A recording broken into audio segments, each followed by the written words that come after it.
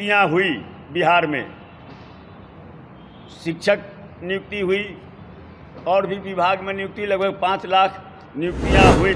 न्यायालय का सहारा लिया गया, उसमें सफलता नहीं मिली, तो फिर आरक्षण का जो सीमा था उसको जो बढ़ाया गया, इसके खिलाफ पटना उच्च न्यायालय में सवाल यह है कि अभी शिक्षकों के और कई विभागों में, स्वास्थ्य के और राजस्व का, जैसा कि आदरणीय तेजस्वी जी ने कहा भी कि जब हम मुख्य बात यही है कि यह जो आरक्षण लागू किया गया है इसे जो है 9वीं अनुसूची में शामिल किया जाए।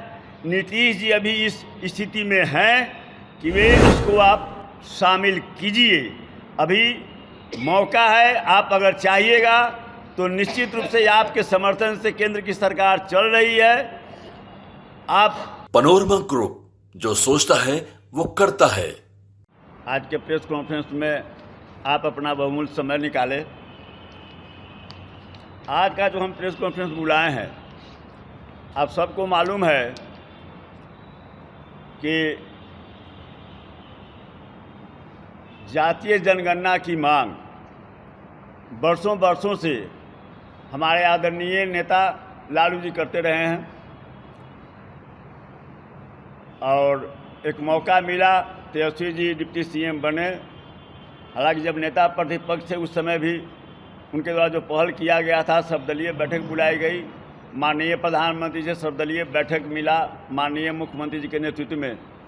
लेकिन केंद्र जब तैयार नहीं हुई जातीय जनगणना करवाने के लिए और बिहार के सौभाग्य से आदरणीय तेजस्वी जी को डिप्टी सीएम बनने का मौका मिला, बिहार में जातीय जनगणना हुआ और जातीय जनगणना के आधार पर आरक्षण की सीमा बढ़ाई गई और उसके बाद जो भी नियुक्तियां हुई बिहार में, शिक्षक नियुक्ति हुई और भी विभाग में नियुक्ति, लगभग 5 लाख नियुक्तियां हुई। उन नियुक्तियों में जो आरक्षण का दायरा जो बढ़ाया गया, उसका लाभ अनुसूचित जाति को, अनुसूचित जनजाति को, अति पिछड़ा को, पिछड़ा को और सामान्य वर्ग में जो गरीब परिवार के थे उनको उसका लाभ मिला। तो आरक्षण का जो कैप था 50%, जब यहाँ पर आरक्षण बढ़ाया गया तो वह 65% हो गया और सामान्य वर्ग वाला अगर 10% जोड़ते हैं तो 75% हो गया। भाजपा शुरू से उसका चरित्र रहा है, वह आरक्षण का विरोधी रहा है, किसी न किसी रूप में वह विरोध करते रहा है। जब भी चाहे आदरणीय जननायक कर्पूरी जी के समय में आरक्षण लागू किया गया हो या आदरणीय बीपी सिंह के समय में मंडल आयोग का अनुशंसा लागू किया गया हो, भाजपा जो है सो किसी न किसी रूप में इसका विरोध ही करते रहा है। बिहार में भी हुआ तो इसके खिलाफ में पहले तो जातीय जनगणना के खिलाफ में न्यायालय का सहारा लिया गया, उसमें सफलता नहीं मिली, तो फिर आरक्षण का जो सीमा था उसको जो बढ़ाया गया, इसके खिलाफ पटना उच्च न्यायालय में रिट फाइल किया गया। पटना उच्च न्यायालय उस पर रोक लगा दी कि जो आप बढ़ाए हैं 50% से ऊपर आप आरक्षण नहीं दे सकते। इसके खिलाफ बिहार सरकार सुप्रीम कोर्ट में गई और सुप्रीम कोर्ट ने इस पर स्टे देने से इनकार कर दिया। अब वो डेट दिया है, सितंबर में सुनवाई होगी, लंबी सुनवाई चलेगी, कब होगा, लेकिन तात्कालिक तौर पर जो आरक्षण का सीमा यहाँ बढ़ाया गया था उस पर कोर्ट के न्यायालय से उस पर पाबंदी लग गई। अब इसका एक ही मात्र उपाय है कि अनुसूची 9 में इसको शामिल किया जाए। संविधान में जो पहला संशोधन हुआ था उसमें यही था, अनुसूची 9 उसमें जोड़ा गया था और जिसके तहत यह प्रावधान है कि 9वां अनुसूची में, चाहे वह राज्य द्वारा बनाया कानून हो या नया कानून हो, वह न्यायिक प्रक्रिया से बाहर रहेगी, उस पर न्यायिक प्रक्रिया का प्रभाव नहीं पड़ेगा। तो इसीलिए मांग, लंबे दिनों से यह मांग चल रही थी।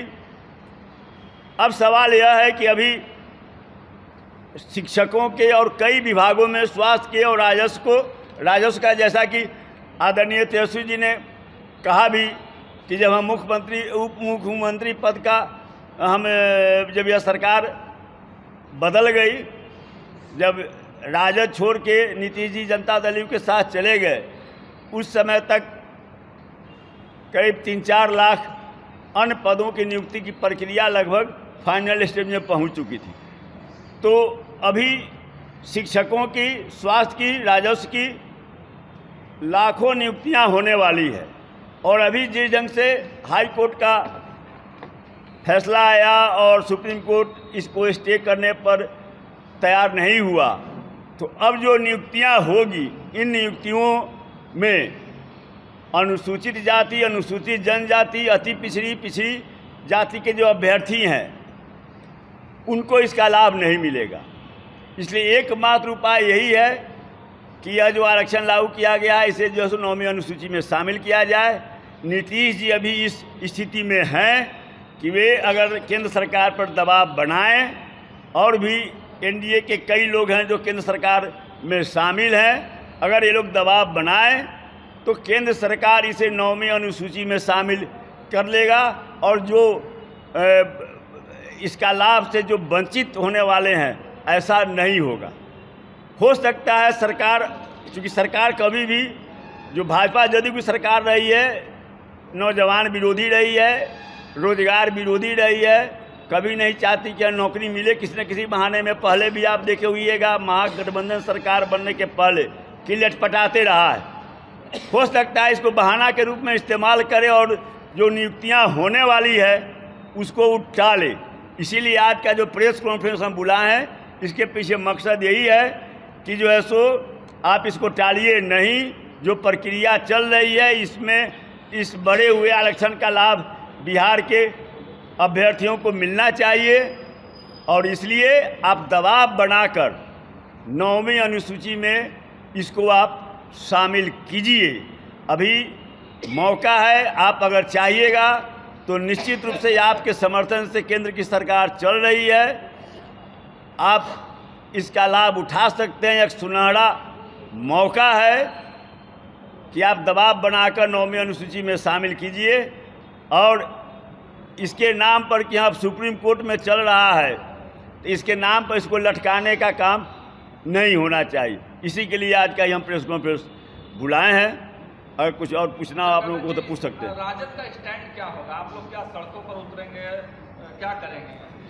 राजद का तो स्पष्ट रूप से इस पर कहीं से कोई इफ बट है ही नहीं। हम लोग तो जो है सो शुरू से मंडल आयोग का अनुशंसा लागू हुआ उसी समय से हमारे आदरणीय नेता पनोरमा ग्रुप, जो सोचता है वो करता है। अगर ये वीडियो पसंद आई और वह बिहार के राजनीति और बिहारियत से सरोकार रखेनी तो सब्सक्राइब बटन दबा के चैनल के सब्सक्राइब कर ली। ओजे एगो घंटी बा, ओकरा बटन दबा देला से कुल सटीक और मारक खबर रुआ मुफ्त में मिल जाई। अगर रुआ पत्रकारिता के हमनी के नया प्रयोग में सहयोग कर चाहतानी तो ज्वाइन बटन दबा दी। पेटीएम नंबर नोट कर ली 938681